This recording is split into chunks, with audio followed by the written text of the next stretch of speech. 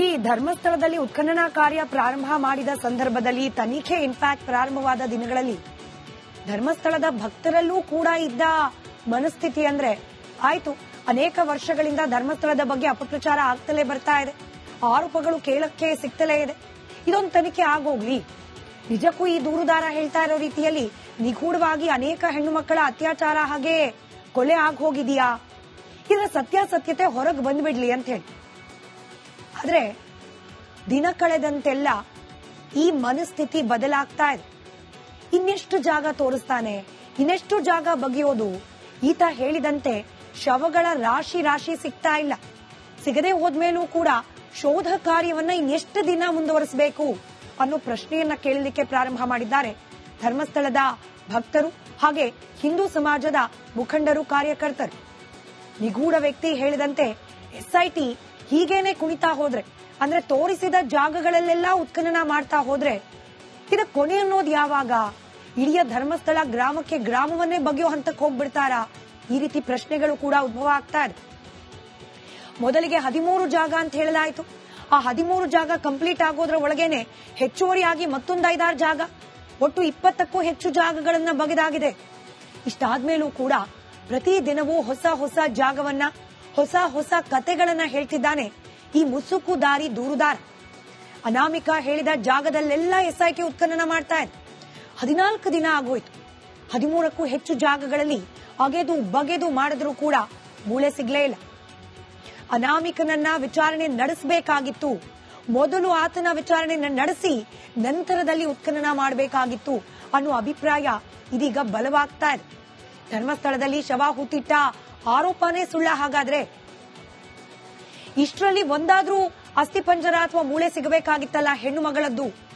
ಶವಾಹುತ ಕೇಸ್ನಲ್ಲಿ ಇದೀಗ ಅನಾಮಿಕನ ಹೇಳಿಕೆಗಳು ಸತ್ಯಾನ ಸುಳ್ಳ ಅಂತ ತಿಳಿದುಕೊಳ್ಬೇಕಂದ್ರೆ ಆತನ ಮಂಪರು ಪರೀಕ್ಷೆ ಆಗ್ಲಿ ಅಂತ ಹೇಳಿ ಆಗ್ರಹ ವ್ಯಕ್ತವಾಗ್ತಾ ಇದೆ. 16 ಜಾಗಗಳನ್ನ ಮತ್ತೆ ತೋರಿಸಿ ಅದನ್ನ ಉತ್ಖನನ ಮಾಡಿ ಅಂತ ಈತ ಹೇಳಿರೋದ್ರಿಂದ ಈ ಹಿಂದಿನ ಜಾಗಗಳಲ್ಲಿ ಉತ್ಖನನ ಮಾಡಿರೋದು ವಿಫಲವಾದ ಬೆನ್ನಲ್ಲೇ ಈತನ ಮಂಪರು ಪರೀಕ್ಷೆಗೆ ಬೇಡಿಕೆ ಹೆಚ್ಚಾಗ್ತಾ ಇದೆ. ಬ್ರೈನ್ ಮ್ಯಾಪಿಂಗ್ ನಡೆಸೋಕೆ ಕೋರ್ಟ್ಗೆ ಅರ್ಜಿ ಸಲ್ಲಿಸುತ್ತಾ ಎಸ್ಐಟಿ ಉತ್ಖನನ ವೈಫಲ್ಯ ಸೇರಿದಂತೆ ಇತರೆ ಮಾಹಿತಿಯನ್ನ ಕೋರ್ಟ್ಗೆ ನೀಡಿ ಈತನ ವಿಚಾರಣೆಯನ್ನೇ ಪ್ರಾರಂಭ ಮಾಡುತ್ತಾ ಎಸ್ಐಟಿ. ಕುತೂಹಲ ಇದೆ. ಈತನ ಪ್ರಾರಂಭಿಕ ಹೇಳಿಕೆ, ನಂತರದ ಹೇಳಿಕೆ, ಇದರಲ್ಲಿ ಗೊಂದಲಗಳಿದೆ. ನಿಖರ ಮಾಹಿತಿಯನ್ನ ಪಡೆಯೋಕೆ ಹಾಗಾದ್ರೆ ಮಂಪರು ಪರೀಕ್ಷೆ ಒಂದೇ ಆಪ್ಷನ್ ಆಗಿ ಉಳಿದುಕೊಳ್ಳುತ್ತಾ ನೋಡ್ಬೇಕಾಗಿದೆ. ಇನ್ನು ಧರ್ಮಸ್ಥಳದಲ್ಲಿ ಉತ್ಖನನ ಕಾರ್ಯ ಪ್ರಾರಂಭ ಮಾಡಿದ ಸಂದರ್ಭದಲ್ಲಿ ತನಿಖೆ ಇನ್ಫ್ಯಾಕ್ಟ್ ಪ್ರಾರಂಭವಾದ ದಿನಗಳಲ್ಲಿ ಧರ್ಮಸ್ಥಳದ ಭಕ್ತರಲ್ಲೂ ಕೂಡ ಇದ್ದ ಮನಸ್ಥಿತಿ ಅಂದ್ರೆ ಆಯ್ತು, ಅನೇಕ ವರ್ಷಗಳಿಂದ ಧರ್ಮಸ್ಥಳದ ಬಗ್ಗೆ ಅಪಪ್ರಚಾರ ಆಗ್ತಲೇ ಬರ್ತಾ ಇದೆ, ಆರೋಪಗಳು ಕೇಳಕ್ಕೆ ಸಿಗ್ತಲೇ ಇದೆ, ಇದೊಂದು ತನಿಖೆ ಆಗೋಗ್ಲಿ. ನಿಜಕ್ಕೂ ಈ ದೂರುದಾರ ಹೇಳ್ತಾ ಇರೋ ರೀತಿಯಲ್ಲಿ ನಿಗೂಢವಾಗಿ ಅನೇಕ ಹೆಣ್ಣು ಮಕ್ಕಳ ಅತ್ಯಾಚಾರ ಹಾಗೆ ಕೊಲೆ ಆಗೋಗಿದೆಯಾ, ಇದರ ಸತ್ಯಾಸತ್ಯತೆ ಹೊರಗೆ ಬಂದ್ಬಿಡ್ಲಿ ಅಂತ ಹೇಳಿ. ಆದ್ರೆ ದಿನ ಕಳೆದಂತೆಲ್ಲ ಈ ಮನಸ್ಥಿತಿ ಬದಲಾಗ್ತಾ ಇದೆ. ಇನ್ನೆಷ್ಟು ಜಾಗ ತೋರಿಸ್ತಾನೆ, ಇನ್ನೆಷ್ಟು ಜಾಗ ಬಗೆಯೋದು, ಈತ ಹೇಳಿದಂತೆ ಶವಗಳ ರಾಶಿ ರಾಶಿ ಸಿಗ್ತಾ ಇಲ್ಲ. ಸಿಗದೆ ಹೋದ್ಮೇಲೂ ಕೂಡ ಶೋಧ ಕಾರ್ಯವನ್ನ ಇನ್ನೆಷ್ಟು ದಿನ ಮುಂದುವರಿಸಬೇಕು ಅನ್ನೋ ಪ್ರಶ್ನೆಯನ್ನ ಕೇಳಲಿಕ್ಕೆ ಪ್ರಾರಂಭ ಮಾಡಿದ್ದಾರೆ ಧರ್ಮಸ್ಥಳದ ಭಕ್ತರು ಹಾಗೆ ಹಿಂದೂ ಸಮಾಜದ ಮುಖಂಡರು, ಕಾರ್ಯಕರ್ತರು. ನಿಗೂಢ ವ್ಯಕ್ತಿ ಹೇಳಿದಂತೆ ಎಸ್ಐಟಿ ಹೀಗೇನೆ ಕುಣಿತಾ ಹೋದ್ರೆ, ಅಂದ್ರೆ ತೋರಿಸಿದ ಜಾಗಗಳಲ್ಲೆಲ್ಲ ಉತ್ಖನನ ಮಾಡ್ತಾ ಹೋದ್ರೆ ಇದರ ಕೊನೆ ಅನ್ನೋದು ಯಾವಾಗ? ಇಡೀ ಧರ್ಮಸ್ಥಳ ಗ್ರಾಮಕ್ಕೆ ಗ್ರಾಮವನ್ನೇ ಬಗೆಯೋ ಹಂತಕ್ಕೆ ಹೋಗ್ಬಿಡ್ತಾರಾ? ಈ ರೀತಿ ಪ್ರಶ್ನೆಗಳು ಕೂಡ ಉದ್ಭವ ಆಗ್ತಾ ಇದೆ. ಮೊದಲಿಗೆ 13 ಜಾಗ ಅಂತ ಹೇಳಲಾಯಿತು. ಆ 13 ಜಾಗ ಕಂಪ್ಲೀಟ್ ಆಗೋದ್ರ ಒಳಗೇನೆ ಹೆಚ್ಚುವರಿಯಾಗಿ ಮತ್ತೊಂದು 5-6 ಜಾಗ, ಒಟ್ಟು 20ಕ್ಕೂ ಹೆಚ್ಚು ಜಾಗಗಳನ್ನ ಬಗೆದಾಗಿದೆ. ಇಷ್ಟಾದ್ಮೇಲೂ ಕೂಡ ಪ್ರತಿ ದಿನವೂ ಹೊಸ ಹೊಸ ಜಾಗವನ್ನ, ಹೊಸ ಹೊಸ ಕತೆಗಳನ್ನ ಹೇಳ್ತಿದ್ದಾನೆ ಈ ಮುಸುಕುದಾರಿ ದೂರುದಾರ. ಅನಾಮಿಕಾ ಹೇಳಿದ ಜಾಗದಲ್ಲೆಲ್ಲ ಎಸ್ಐಟಿ ಉತ್ಖನನ ಮಾಡ್ತಾ ಇದೆ. 14 ದಿನ ಆಗೋಯ್ತು. 13ಕ್ಕೂ ಹೆಚ್ಚು ಜಾಗಗಳಲ್ಲಿ ಅಗೆದು ಬಗೆದು ಮಾಡಿದ್ರೂ ಕೂಡ ಮೂಳೆ ಸಿಗ್ಲೇ ಇಲ್ಲ. ಅನಾಮಿಕನನ್ನ ವಿಚಾರಣೆ ನಡೆಸಬೇಕಾಗಿತ್ತು. ಮೊದಲು ಆತನ ವಿಚಾರಣೆ ನಡೆಸಿ ನಂತರದಲ್ಲಿ ಉತ್ಖನನ ಮಾಡಬೇಕಾಗಿತ್ತು ಅನ್ನೋ ಅಭಿಪ್ರಾಯ ಇದೀಗ ಬಲವಾಗ್ತಾ ಇದೆ. ಧರ್ಮಸ್ಥಳದಲ್ಲಿ ಶವ ಹೂತಿಟ್ಟ ಆರೋಪನೇ ಸುಳ್ಳ ಹಾಗಾದ್ರೆ? ಇಷ್ಟರಲ್ಲಿ ಒಂದಾದ್ರೂ ಅಸ್ಥಿಪಂಜರ ಅಥವಾ ಮೂಳೆ ಸಿಗಬೇಕಾಗಿತ್ತಲ್ಲ ಹೆಣ್ಣು ಮಗಳದ್ದು. ಶವಾಹುತ ಕೇಸ್ನಲ್ಲಿ ಇದೀಗ ಅನಾಮಿಕನ ಹೇಳಿಕೆಗಳು ಸತ್ಯನ ಸುಳ್ಳ ಅಂತ ತಿಳಿದುಕೊಳ್ಬೇಕಂದ್ರೆ ಆತನ ಮಂಪರು ಪರೀಕ್ಷೆ ಆಗ್ಲಿ ಅಂತ ಹೇಳಿ ಆಗ್ರಹ ವ್ಯಕ್ತವಾಗ್ತಾ ಇದೆ. 16 ಜಾಗಗಳನ್ನ ಮತ್ತೆ ತೋರಿಸಿ ಅದನ್ನ ಉತ್ಖನನ ಮಾಡಿ ಅಂತ ಈತ ಹೇಳಿರೋದ್ರಿಂದ ಈ ಹಿಂದಿನ ಜಾಗಗಳಲ್ಲಿ ಉತ್ಖನನ ಮಾಡಿರೋದು ವಿಫಲವಾದ ಬೆನ್ನಲ್ಲೇ ಈತನ ಮಂಪರು ಪರೀಕ್ಷೆಗೆ ಬೇಡಿಕೆ ಹೆಚ್ಚಾಗ್ತಾ ಇದೆ. ಬ್ರೈನ್ ಮ್ಯಾಪಿಂಗ್ ನಡೆಸೋಕೆ ಕೋರ್ಟ್ಗೆ ಅರ್ಜಿ ಸಲ್ಲಿಸುತ್ತಾ ಎಸ್ಐಟಿ ಉತ್ಖನನ ವೈಫಲ್ಯ ಸೇರಿದಂತೆ ಇತರೆ ಮಾಹಿತಿಯನ್ನ ಕೋರ್ಟ್ಗೆ ನೀಡಿ ಈತನ ವಿಚಾರಣೆಯನ್ನೇ ಪ್ರಾರಂಭ ಮಾಡುತ್ತಾ ಎಸ್ಐಟಿ ಕುತೂಹಲ ಇದೆ. ಈತನ ಪ್ರಾರಂಭಿಕ ಹೇಳಿಕೆ, ನಂತರದ ಹೇಳಿಕೆ, ಇದರಲ್ಲಿ ಗೊಂದಲಗಳಿದೆ. ನಿಖರ ಮಾಹಿತಿಯನ್ನ ಪಡೆಯೋಕೆ ಹಾಗಾದ್ರೆ ಮಂಪರು ಪರೀಕ್ಷೆ ಒಂದೇ ಆಪ್ಷನ್ ಆಗಿ ಉಳಿದುಕೊಳ್ಳುತ್ತಾ ನೋಡ್ಬೇಕಾಗಿದೆ. ಇನ್ನು ಧರ್ಮಸ್ಥಳದಲ್ಲಿ ಉತ್ಖನನ ಕಾರ್ಯ ಪ್ರಾರಂಭ ಮಾಡಿದ ಸಂದರ್ಭದಲ್ಲಿ ತನಿಖೆ ಇನ್ಫ್ಯಾಕ್ಟ್ ಪ್ರಾರಂಭವಾದ ದಿನಗಳಲ್ಲಿ ಧರ್ಮಸ್ಥಳದ ಭಕ್ತರಲ್ಲೂ ಕೂಡ ಇದ್ದ ಮನಸ್ಥಿತಿ ಅಂದ್ರೆ ಆಯ್ತು, ಅನೇಕ ವರ್ಷಗಳಿಂದ ಧರ್ಮಸ್ಥಳದ ಬಗ್ಗೆ ಅಪಪ್ರಚಾರ ಆಗ್ತಲೇ ಬರ್ತಾ ಇದೆ, ಆರೋಪಗಳು ಕೇಳಕ್ಕೆ ಸಿಗ್ತಲೇ ಇದೆ, ಇದೊಂದು ತನಿಖೆ ಆಗೋಗ್ಲಿ.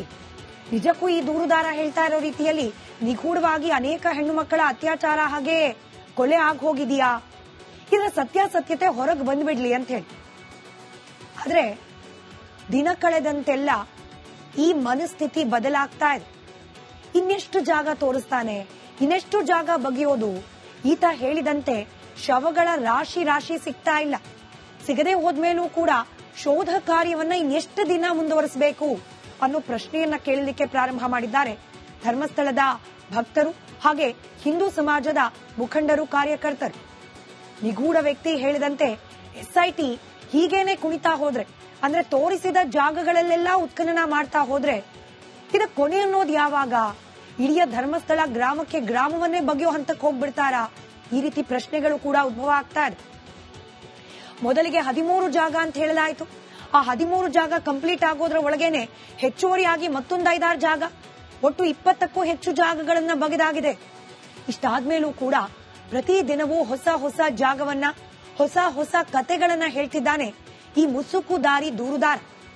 ಅನಾಮಿಕ ಹೇಳಿದ ಜಾಗದಲ್ಲೆಲ್ಲ ಎಸ್ಐಟಿ ಉತ್ಖನನ ಮಾಡ್ತಾ ಇದೆ.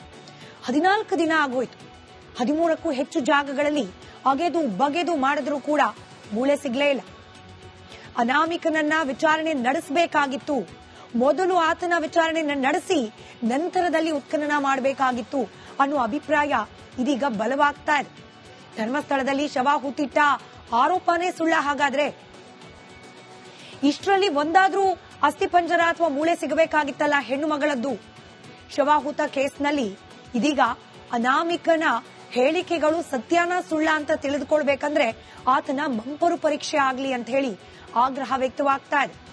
16 ಜಾಗಗಳನ್ನ ಮತ್ತೆ ತೋರಿಸಿ ಅದನ್ನ ಉತ್ಖನನ ಮಾಡಿ ಅಂತ ಈತ ಹೇಳಿರೋದ್ರಿಂದ ಈ ಹಿಂದಿನ ಜಾಗಗಳಲ್ಲಿ ಉತ್ಖನನ ಮಾಡಿರೋದು ವಿಫಲವಾದ ಬೆನ್ನಲ್ಲೇ ಈತನ ಮಂಪರು ಪರೀಕ್ಷೆಗೆ ಬೇಡಿಕೆ ಹೆಚ್ಚಾಗ್ತಾ ಇದೆ. ಬ್ರೈನ್ ಮ್ಯಾಪಿಂಗ್ ನಡೆಸೋಕೆ ಕೋರ್ಟ್ಗೆ ಅರ್ಜಿ ಸಲ್ಲಿಸುತ್ತಾ ಎಸ್ಐಟಿ ಉತ್ಖನನ ವೈಫಲ್ಯ ಸೇರಿದಂತೆ ಇತರೆ ಮಾಹಿತಿಯನ್ನ ಕೋರ್ಟ್ಗೆ ನೀಡಿ ಈತನ ವಿಚಾರಣೆಯನ್ನೇ ಪ್ರಾರಂಭ ಮಾಡುತ್ತಾ ಎಸ್ಐಟಿ ಕುತೂಹಲ ಇದೆ. ಈತನ ಪ್ರಾರಂಭಿಕ ಹೇಳಿಕೆ, ನಂತರದ ಹೇಳಿಕೆ, ಇದರಲ್ಲಿ ಗೊಂದಲಗಳಿದೆ. ನಿಖರ ಮಾಹಿತಿಯನ್ನ ಪಡೆಯೋಕೆ ಹಾಗಾದ್ರೆ ಮಂಪರು ಪರೀಕ್ಷೆ ಒಂದೇ ಆಪ್ಷನ್ ಆಗಿ ಉಳಿದುಕೊಳ್ಳುತ್ತಾ ನೋಡ್ಬೇಕಾಗಿದೆ. ಇನ್ನು ಧರ್ಮಸ್ಥಳ